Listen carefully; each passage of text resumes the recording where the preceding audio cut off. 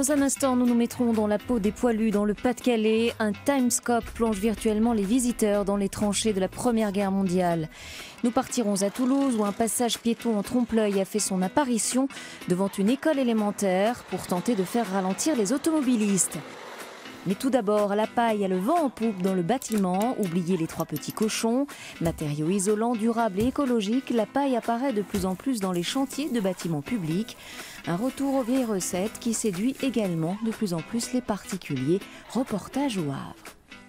Nous ne sommes pas dans une grange, mais bien dans une maison, et même une maison de ville. Ces nouveaux propriétaires ont décidé de la rénover, mais pas n'importe comment. Ils ont voulu un chantier éco-responsable. L'idée, c'était de partir de l'existant, donc une maison, une ancienne maison, et de créer une extension donc en bois qui sera isolée en paille. Dans notre manière de consommer, on va dire, ça a créé un réel changement, c'est-à-dire que c'est des choses qui sont déjà là, on n'a pas besoin d'utiliser beaucoup d'énergie pour l'avoir. Enfin bon, bref, le côté, j'allais dire, écolo de la chose, sans parler d'écolo, c'est vraiment en termes de consommation, c'est pas du tout la même démarche. Encore fallait-il trouver l'architecte sensible à leurs idées et l'artisan pailleur capable de les mettre en œuvre. Laurent Guillot est installé depuis 5 ans dans la région d'Yvetot. C'est lui qui a créé l'extension en bois et qui y installe les bottes de paille selon un savoir-faire bien précis. On viendra mettre la 2e botte qu'on va préparer, qu'on va sangler de la même manière. Laurent fait partie du réseau français de construction en paille. Il défend les qualités intrinsèques de ce matériau ancestral. Le matériau est renouvelable, donc bilan carbone quasiment inexistant par rapport à d'autres matériaux isolants. Ensuite, le gain en termes thermiques est énorme. Des qualités malheureusement peu connues du grand public, surtout en ville, d'où l'idée d'un chantier participatif pour partager le savoir-faire et lutter contre les idées reçues. Ça souffre sans doute d'idées préconçues de la part des gens qui se disent la paille, ça brûle, la paille, ça pourrit, ça va être mangé par les insectes. La paille, si elle est bien mise en œuvre avec les précautions qu'il faut, c'est-à-dire des bonnes bottes et un bon chapeau, à l'abri des remontées capillaires, de l'humidité du sol et abrité bien sûr des intempéries, bien protégé par un bardage bois ou par un enduit à la chaux, c'est un matériau qui est tout à fait pérenne. Pour preuve, la première construction réalisée aux États-Unis avec cette technique d'isolation, en l'occurrence une église au Nebraska, a toujours comme isolant sa paille d'origine. Cette idée de cadeau plutôt insolite pour Noël, un extincteur design dans le Gard, 2 anciens pompiers transforment ces appareils qui peuvent sauver des vies en véritables accessoires déco.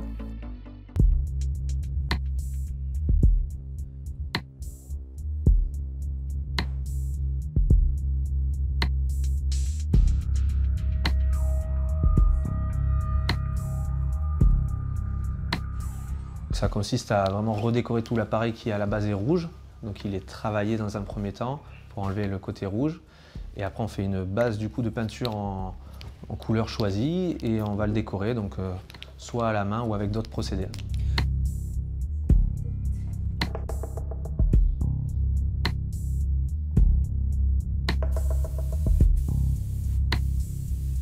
Ce qui m'a attiré, c'est un extincteur rouge.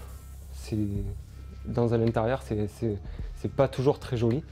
Donc voilà, je voulais pas le mettre non plus dans le placard, parce que dans le placard, ça prend de la place. Je voulais accrocher un extincteur au mur et que ce soit joli.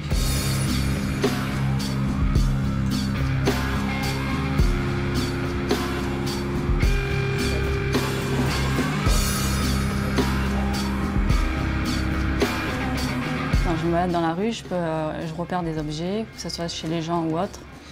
Et je peux dessiner sur n'importe quelle surface. Et l'inspiration me vient sur le moment en fait. Je trouvais ça original en fait, d'apporter une touche un peu artistique à un extincteur.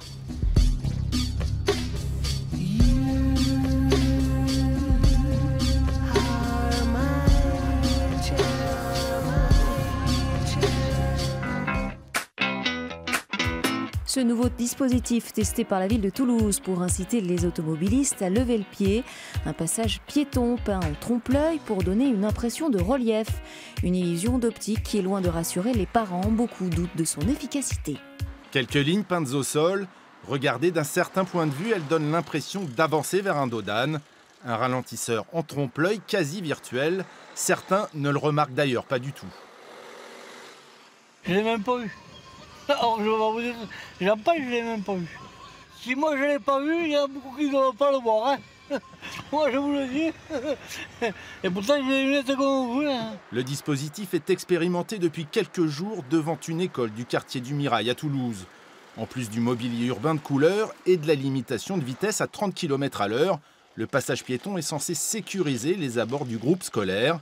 Pas de quoi pourtant rassurer les parents. Le passage piéton, ok, les couleurs, le panneau, tout ça, mais bon, ça n'empêche pas les personnes d'arriver un peu vite. Il y en a qui le prennent correctement, après il y en a qui ne le calculent pas.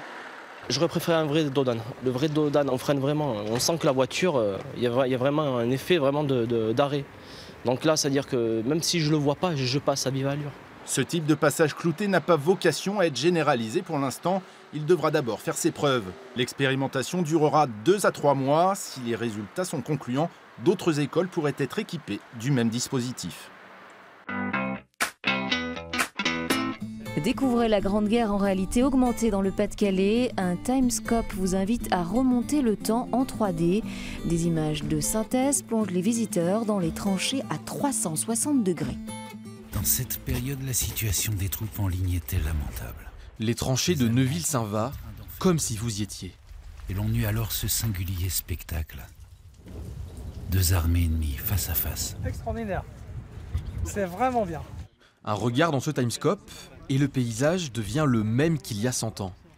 Le réalisateur de Joyeux Noël, Christian Carion, est l'un des premiers spectateurs. Si l'on avait parlé la même langue.